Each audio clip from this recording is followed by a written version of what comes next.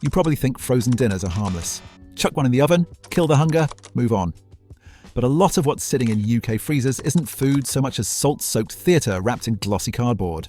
Creamy labels, comfort photos, inside, greasy sludge, rubbery meat, and sauces working overtime to hide how brutally cheap everything is. This ranking isn't about calories or dieting, it's about taste, texture, ingredients, and whether a frozen meal actually respects your money. We're ranking UK frozen dinners from absolute disasters to the rare ones that genuinely deliver. If you want to stop wasting dinners, hit subscribe. Let's start at the bottom. Number 10, Tesco Finest Sausage and Mash. This meal doesn't just disappoint, it gaslights. Everything about the box whispers reassurance. Dark colours, serif fonts, words like finest doing heavy emotional lifting. It's selling the idea of pub comfort without the pub prices. What it actually delivers is a plate of aggressively smug mediocrity drowning in fat and salt. Out of the oven, it looks passable. That's the trap. The mash sits there pale and creamy, the sausages browned just enough to feel legitimate, the gravy glossy like it's been rehearsing for a photo shoot. First bite though, and the illusion collapses. The mash isn't fluffy or comforting. It's oily, overworked, and weirdly sticky, like it's been whipped into submission rather than cooked with care. The sausages are dense and joyless, not juicy, not springy, just heavy, meat-adjacent cylinders that chew back.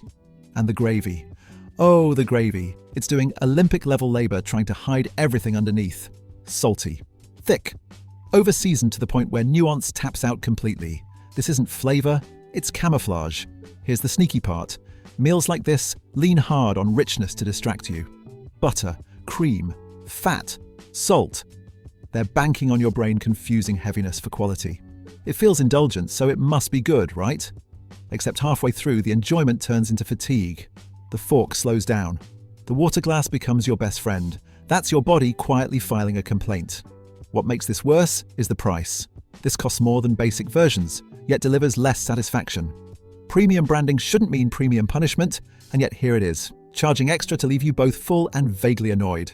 This isn't comfort food, it's culinary clickbait, a meal that promises warmth and delivers exhaustion. If this is finest, nobody wants to meet the rest. Number 9.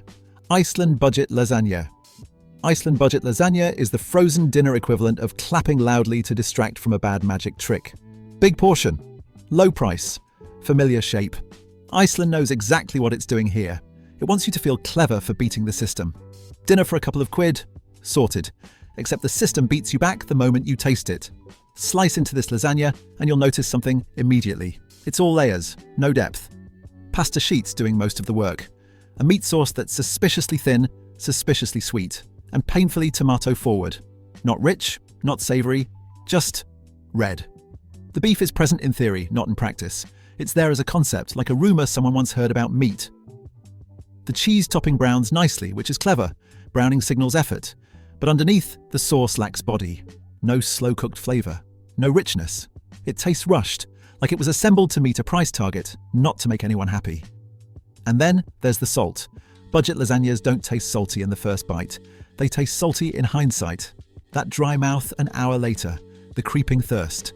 That's the aftermath. It's the kind of saltiness that doesn't announce itself. It lingers.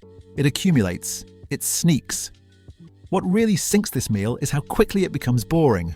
Not offensive, not shocking, just relentlessly dull. Halfway through, it stops tasting like anything at all. You're eating because it's there, not because it deserves attention. Yes, it fills you up, but so would a loaf of bread and regret.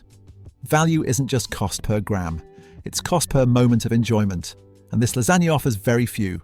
It's not the worst thing in the freezer, but it's the clearest example of how cheap dinners quietly teach people to accept less. And once that bar drops, everything else gets away with murder. Number 8. Morrison's Sweet and Sour Chicken. This meal doesn't want to be eaten. It wants to be noticed. Bright orange sauce, glossy chicken pieces, that aggressive sweet and sour smell the second the microwave door opens. It's performing for you, loudly. The first bite almost works. Almost. There's crunch, there's sweetness, there's that brief flash of takeaway nostalgia, and then it collapses into sugar. Not balance, not tang. Sugar. Thick, syrupy, mouth-coating sweetness that steamrolls everything else on the plate.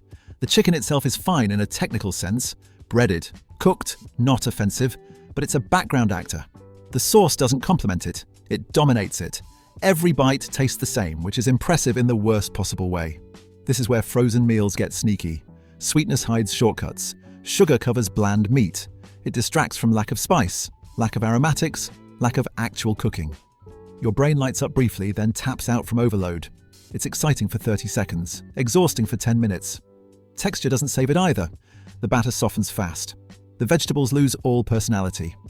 By the end, it's a beige-orange swamp where nothing stands out and nothing feels intentional. And then there's the quiet issue. Meals like this feel light because they're sweet. They don't feel heavy in the moment, but they're doing damage behind the scenes. High sugar, high salt, low satisfaction. You finish it and somehow still want something else. That's the trick.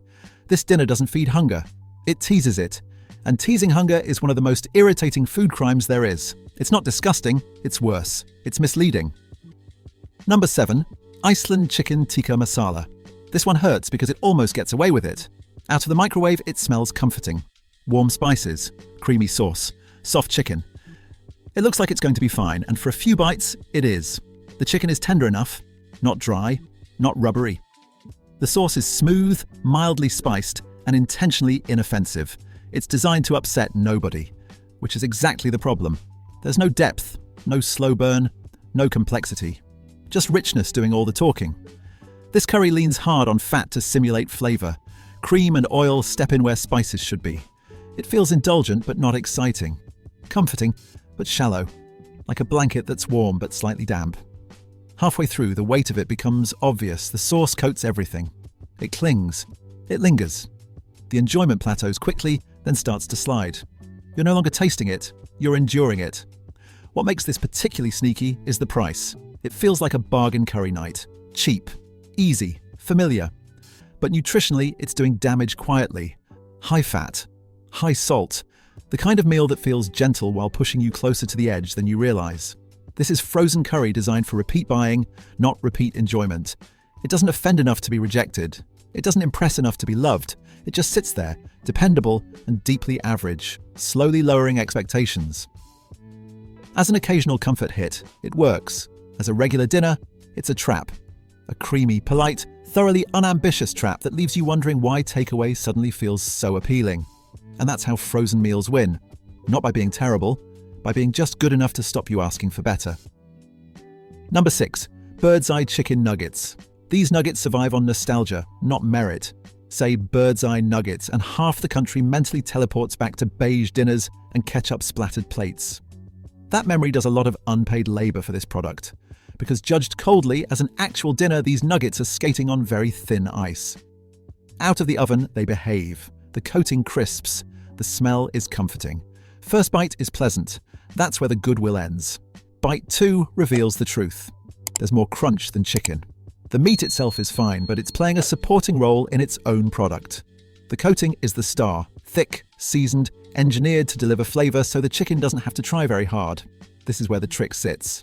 Nuggets feel like protein, but they eat like carbs. Half breadcrumb, half hope. Add chips and suddenly dinner is 3 shades of beige with a salt level creeping higher than it has any right to. What really exposes this meal is how quickly it stops being interesting. After a few bites, it's pure autopilot eating. No texture shift, no flavor evolution. Just crunch, salt, repeat. It's satisfying in the same way popping bubble wrap is satisfying. Short-term pleasure, long-term emptiness. These aren't evil. They're just misplaced. Nuggets belong as part of a meal, not the entire plan. Treat them like a side, add vegetables, and they behave. Build dinner around them, and you're quietly training your palate to accept mediocrity. Comforting? Yes. Respectable dinner? Absolutely not. Number 5. Tesco Beef Lasagna. This is the lasagna everyone buys when they don't want to think. Not exciting, not terrible, just aggressively safe. Tesco's beef lasagna sits right in the middle of the freezer aisle hierarchy, and it knows it. Once cooked, it actually looks the part. Layers hold together. Cheese bubbles nicely. The tomato sauce smells rich enough to raise mild hope. And to be fair, the sauce is doing something. It tastes like tomatoes that have met herbs and spent some time together. That's more than many frozen meals manage. The problem appears when you start digging. The meat is scarce. You keep waiting for a forkful that actually feels meaty, and it never quite arrives. Instead, pasta and sauce carry most of the experience. It's lasagna by architecture, not by substance. Seasoning is careful to a fault. Nothing offends. Nothing excites. Salt is present, but not brutal. Fat is there, but controlled. This meal doesn't slap you. It gently pats you on the head and says, "That'll do." And that's why it lands here. It's dependable, but forgettable. You won't hate eating it. You also won't remember it tomorrow. It's the culinary equivalent of background music in a lift. The real danger with meals like this is repetition. Because it never offends, it becomes a habit. And habits quietly shape taste. This lasagna trains people to accept less meat, more filler, and just enough flavor to stop complaints. It's not a disaster. It's worse. It's complacency in a tray. Number 4, Sainsbury's Spaghetti Bolognese. This one succeeds by not trying to be clever. No dramatic packaging, no indulgent promises. Just spaghetti and bolognese, quietly getting on with the job. From the first forkful, there's balance. The sauce tastes cooked, not assembled. Tomatoes are front and center, but they're not sweetened into submission. Herbs show up. Garlic behaves itself. The meat is actually present, not hiding behind sauce like it owes someone money. The pasta holds its shape. That alone is a small miracle in frozen food. It's not mushy, it's not chalky, it tastes like pasta that remembers it was once boiled properly. That texture change alone lifts the whole meal. What really separates this from the pack is restraint. Salt isn't screaming. Fat isn't flooding the plate. Flavor builds slowly rather than punching you in the face. You finish the portion and feel fed, not flattened. This is the kind of frozen dinner that doesn't need defending. It doesn't rely on nostalgia. It doesn't pretend to be luxurious. It just delivers something recognizably homemade, at a reasonable price, with minimal regret. Is it thrilling? No. But not every dinner needs fireworks. Some just need to taste like someone cared for 10 minutes longer than usual. That's why this lands above the middle. It respects the eater. And in the freezer aisle, respect is rare currency. Number 3, bird's eye fish fingers. Fish fingers only fail when people ask them to be something they're not. As a dinner centerpiece, they struggle. As part of a proper plate, they shine. Out of the oven, these do exactly what they promise. Crisp coating, flaky fish inside. No weird textures, no chemical aftertaste. It's honest food, built for reliability. The fish actually tastes like fish, which sounds obvious until you remember how often frozen food forgets that step. The genius here is simplicity. Whitefish, breadcrumb, salt. That's it. No pretending, no over-engineering. When paired with peas, mash, or even a proper salad, this meal suddenly feels balanced, familiar, but not embarrassing. The problem arises when fish fingers become the entire plan. Add chips, add ketchup, and the salt creeps up fast. Suddenly you're back in beige territory, wondering why your mouth feels dry halfway through. Used thoughtfully, though, these deserve respect. They're consistent, they're quick, and unlike many frozen dinners, they don't rely on heavy sauces or sugar to stay interesting. This is one of the few freezer staples that rewards better behavior. Treat it like real food, and it responds in kind. That's why it ranks high. Not because it's exciting, but because it's honest. And honesty in a freezer aisle full of liars goes a very long way. Number 2, Waitrose Comfort Meals. This is the point where frozen food stops apologizing. Waitrose doesn't whisper. It assumes you trust it. Thick trays, clean fonts. Words like classic and hand-finished doing quiet psychological work. And to be fair, the food mostly earns that confidence. Once cooked, these meals smell like someone actually used a hob. Shepherd's pies arrive with mash that browns properly instead of collapsing into paste. Mac and cheese comes out glossy and rich, with real bite and proper dairy flavor. The textures behave. The flavors stack. You can taste intention. But here's the ambush. These meals win by leaning hard into indulgence. Butter isn't subtle. Cream isn't shy. Salt is woven through everything. Not aggressively, but persistently. It doesn't punch you. It hugs you too long. By the end, you're satisfied and slightly stunned. This is premium comfort food designed to feel like a reward. And that's the danger, because it's easy to justify. It's Waitrose. It's quality. It's better than a takeaway. All true, and yet nutritionally this isn't far from pub food in plastic. The difference is frequency. Pub food is a treat. These sit quietly in your freezer, waiting to become a habit. That's why this lands at number 2. It's excellent, but it demands restraint. Use it like a special occasion, not a routine. And it's brilliant. Forget that rule and it'll quietly win a war on your waistline. Number 1. Gordon Ramsay frozen fish and chips. This is the meal that ruins excuses. The moment you eat this, every other frozen dinner loses its right to say, it's the best we can do. Because clearly it isn't. Out of the oven, this thing behaves like it was cooked with pride. The batter stays crisp, not limp, not greasy, crisp. The fish inside flakes cleanly, tastes fresh, and actually feels like cod, not compressed mystery white stuff. The chips? Fluffy inside, structured outside. They don't collapse into oil or sadness. Here's the shock. It doesn't rely on excess salt to feel bold. Flavor comes from technique, batter thickness, fry simulation, portion balance. You finish it feeling satisfied, not assaulted. Yes, it's expensive, and that's the twist. This meal proves price isn't the problem in frozen food. Standards are, when someone actually cares, frozen dinners can punch frighteningly close to restaurant quality. The branding helps, sure. A famous name opens doors, but names don't keep batter crisp. Engineering does. Ingredient quality does. Effort does. This is why it wins, not because it's perfect, but because it proves the freezer aisle isn't doomed. It's just lazy. And once you've tasted this, everything else gets a lot harder to forgive. Frozen dinners aren't evil. They're just wildly uneven.